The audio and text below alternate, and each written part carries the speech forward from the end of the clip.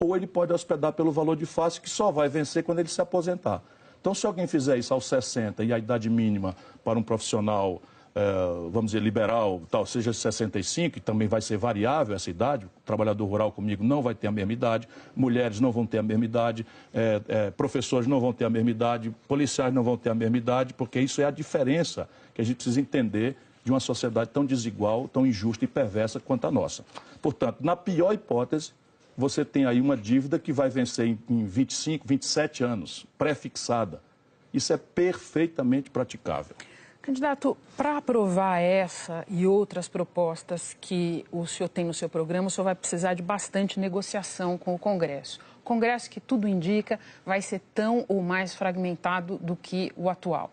O senhor foi deputado federal entre 2007 e 2011. Algumas vezes o senhor disse com bastante sinceridade que nem gostou de ser deputado. Foi o pior momento da minha vida.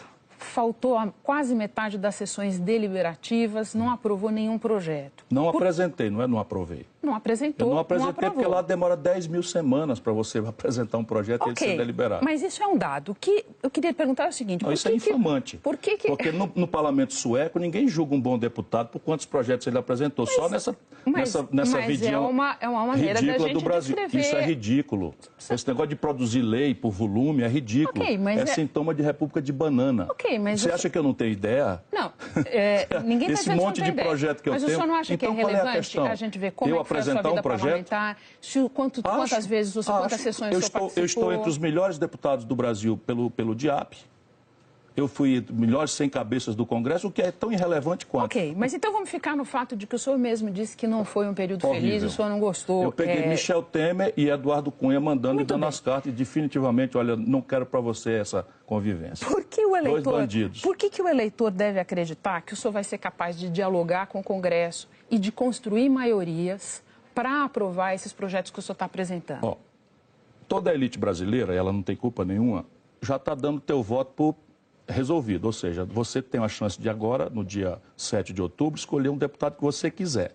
Mas a elite inteira já está dizendo que você vai mandar para Brasília os mesmos vagabundos, os mesmos ladrões, os mesmos pilantras. Eu acredito que você vai pensar 10 vezes e vai escolher um deputado que tenha compromisso com o país, com a decência, porque senão aí é masoquismo. Isto dito, e eu confio muito que nós vamos mudar, eu sou uma pessoa muito treinada, né? Eu fui deputado federal mais votado do Brasil, eu fui ministro da Fazenda, negociei com o Congresso sem nenhum trauma. Eu fui ministro da Integração Nacional, viabilizei o projeto de integração de São Francisco, da transposição de São Francisco, negociando com a mais complexa rede de interesses que aconteceu. Eu fui deputado estadual de oposição, fui deputado estadual de situação, líder do governo Tasso, que fez história de ruptura no Ceará, enfim... Eu fui prefeito, lidei com vereador. Será possível que eu não adquiri experiência para isso?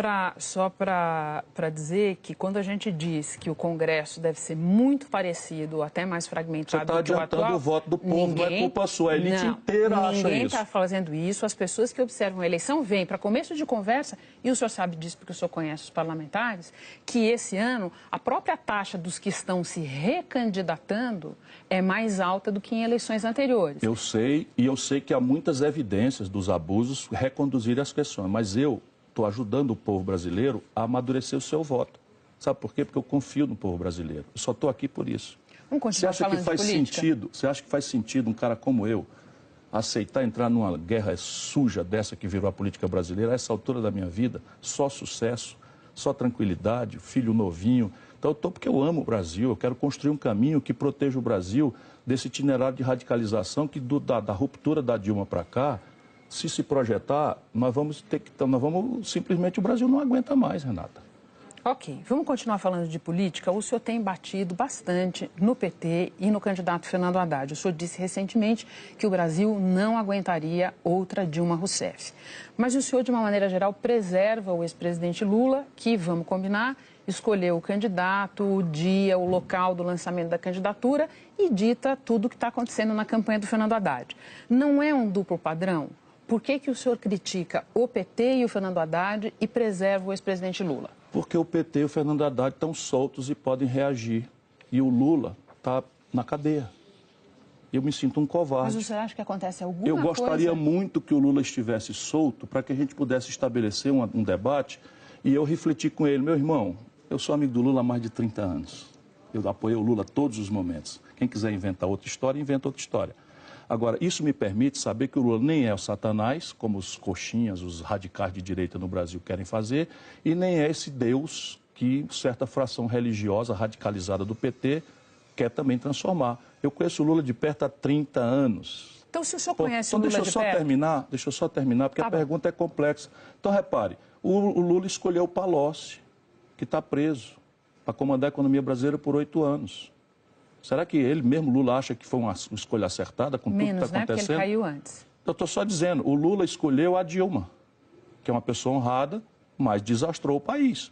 O Lula escolheu Michel Temer, com a popularidade farta e generosa merecida, escolheu Michel Temer e cravou Michel Temer na linha de sucessão do Brasil. E tudo isso eu protestei na hora. O Lula escolheu o Haddad recentemente. Eu não falo mal do Haddad, o Haddad é um amigo meu.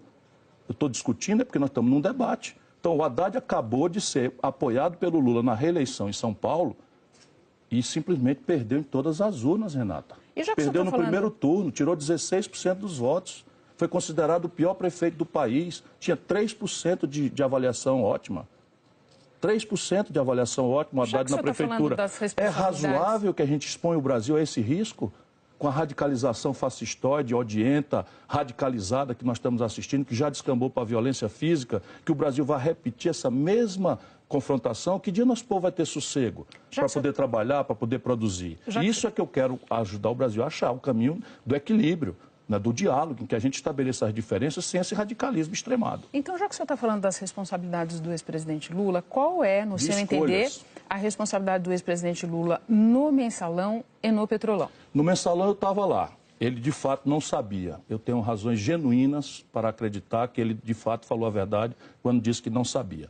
No Petrolão não dá. No Petrolão simplesmente não dá, porque não é que ele sabia que as pessoas estavam roubando, mas ele sabia que as pessoas estavam procurando essas indicações para roubar. Isso aí, infelizmente, eu, por exemplo, falei para ele várias vezes do Sérgio Machado. Tá. O senhor teve numa sabatina no Jornal o Globo na semana passada e lá o senhor comentou uma entrevista, logo, acho que fica à vontade, lá o senhor comentou uma entrevista dada pelo comandante do Exército, o general Vilas Boas. Nessa entrevista, ele manifestou a opinião que diante do quadro de divisão na sociedade brasileira, na política, divisão extremada, ele via a possibilidade de que a legitimidade do presidente eleito viesse a ser contestada. Daí o senhor, acredito, inspirado numa frase do dramaturgo alemão Bertolt Brecht, disse o seguinte a respeito das palavras do general Vilas Boas, que ele tentou calar a voz das cadelas no cio que embaixo dele estão se animando.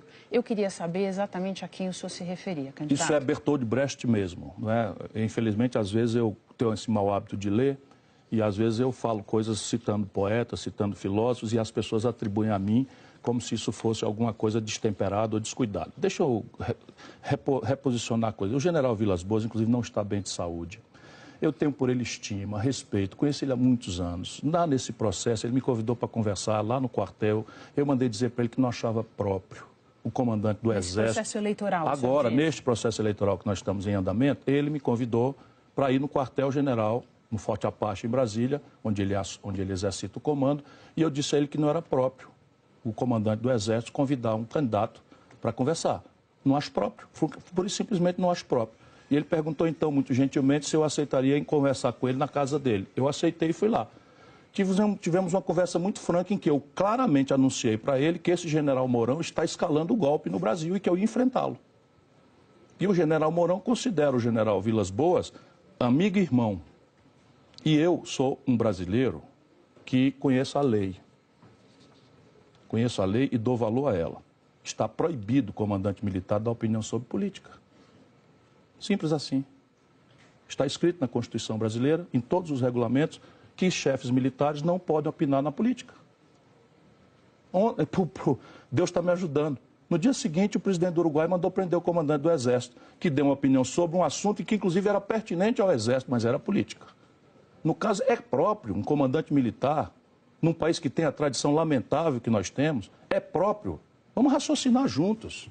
É próprio que um comandante militar fique tutelando o processo político, coagindo as pessoas a votar por medo. Medo de quê? Eu não tenho medo deles, não. Candidato, acho que o senhor respondeu a pergunta que eu lhe fiz. O nosso tempo está chegando ao fim. Eu não queria perder a oportunidade de fazer pelo menos mais 2 perguntas. Eu não vou lhe interromper, mais breve. mas eu peço para o senhor ser mais breve. Quero voltar para a campanha de 2002, onde, entre outros destemperos, o senhor chamou de burro um ouvinte que atacou o senhor numa entrevista de rádio. A mim não, insultou Antônio Carlos Magalhães, governador da Bahia. Muito bem. Senil, que já estava velho e doente. O senhor chamou tanto de que burro morreu logo em seguida. esse ouvinte e depois, analisando o episódio, o senhor disse o seguinte, e eu queria ler aqui o que o senhor disse.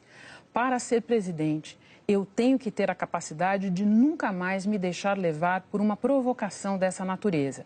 É uma lição que eu aprendi. Bom, ontem, em Roraima, aconteceu de novo. O senhor xingou, deu um leve empurrão, sugeriu que mandassem prender, e isso nem está entre as suas prerrogativas. Um homem que trabalha numa emissora de rádio e trabalha isso ou é trabalhou... mentira, Renata. Trabalha ou isso trabalhou... É mentira. Deixa eu descrever o que aconteceu. Não, mas isso é mentira. A revista Época das organizações Globo, hoje no seu site, esclarece quem é. Eu fui informado... Eu vou informar quem é a pessoa. Eu vou informar quem é a pessoa. Eu vou informar que essa pessoa, de fato, lhe provocou, porque ela trabalha ou trabalhava para o candidato ao Senado do DEM. Trabalhava não, recebeu 124 mil reais do DEM não, do Romero Jucá. Mas eu não quero... Candidato, é muito importante para mim aqui falar do que o senhor acha desse episódio. Porque eu acho o seguinte... A questão é... me deixa só fazer a pergunta. O senhor não acha que a gente está de novo às voltas com uma questão que marca a sua vida pública? O senhor muitas vezes tem que responder por isso, que é a questão do seu descontrole? Eu não tenho descontrole nenhum. Eu tenho 38 anos de vida pública, nunca respondi por um escândalo, dei um mal feito na minha vida longa. Ministro, governador, prefeito, mais popular e melhor avaliado do país. E veja bem, nunca respondi por um escândalo, um mal feito, nem sequer para ser absolvido. Não estamos falando disso aqui. Não, mas eu estou falando disso aqui. Ok. E aí inventam essa questão. Eu não tenho sangue de barata e não quero ter. Então eu fui avisado que o Romero Jucá, que todo mundo conhece o marginal que é, resolveu me constranger para não andar nas ruas de Boa Vista. Que ia pagar o quê? Um camarada veio, Renata, está tudo filmado. O camarada veio e botou a mão aqui e grudou um adesivo do Bolsonaro, mandado por ele, para simular covarde, vagabundo que é, para simular que era alguém do Bolsonaro. Um candidato acabou de levar uma facada. Pois o camarada podia ter enfiado a faca no meu peito, aqui em cima do coração. Está tudo filmado. Felizmente, hoje a imprensa está acompanhando, tudo filmado. Aí veio o mesmo cidadão, vem para cima de mim e vem se aproximando. Eu empurrei ele de volta. E quando eu empurrei ele de volta, eu disse, vai para casa do Romero Jucá e falei um palavrão. Eu falo palavrões. Em legítima defesa, eu falo palavrões. Não me entenda mal, candidato. Não estou entendendo mal em absoluto. Eu sei que você jamais falou um palavrão. Não, é porque tem uma questão aí envolvida que eu acho que tem menos a ver com a pessoa e mais a ver com o senhor no seguinte sentido. O senhor não acha que, ocupando a presidência da República, vai ser exigido do senhor muito mais controle, muito mais temperança, numa situação de grande estresse, de exigência diária? Claro, simples assim. Então, nós temos 2 questões para fazer. O presidente da República anda no meio da rua, exposto a alguém dar um empurrão nele, a alguém enfiar uma faca na barriga dele. Isso nunca aconteceu, não vai acontecer comigo. Agora, veja, Renata, a grande questão não é essa. A grande questão é o seguinte, eu estou dizendo novamente que eu fui governador do 8º Estado brasileiro, ministro da Fazenda, ajudei a fazer o Plano Real, ministro da Integração Nacional, viabilizei o projeto São Francisco de integração que levou água para mais de 12... Vai levar, porque não terminaram ainda, eu vou terminar, se Deus me ajudar a ser o presidente do Brasil. Eu fui prefeito da 5ª cidade do país. Me aponte um desatino, eu portando uma representação pública. Um só. Então, naquele momento ele tinha o poder tal, ele tinha a responsabilidade pública tal, ele cometeu o seguinte desatino. É porque não tendo o que dizer de mim, não pode me chamar de ladrão, não pode me chamar de competente e ninguém passa numa campanha com paletó limpinho. Então, comigo é isso, porque eu, 16 anos atrás, chamei alguém de burro, o que, de fato, existe gente burra, olha. Mas naquela ocasião, existe gente burra. O senhor disse que foi um erro. Pois é, foi um erro, porque eu dei o rosto para bater, agora eu tenho 60 anos, eu estou muito mais seguro, muito mais maduro, e eu quero dizer que, infelizmente, existe gente burra. Esse general Mourão é um jumento de carga. E eu estou aqui gelado, frio, tranquilo, sereno, pronto para assumir a presidência da República, tomar decisões sóbrias sobre o mais agudo estresse que você quiser.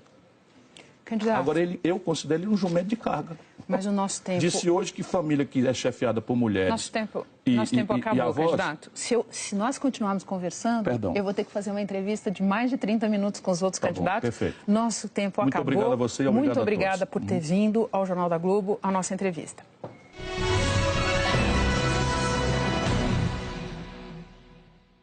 A entrevista de amanhã é com o candidato Geraldo Alckmin, do PSDB.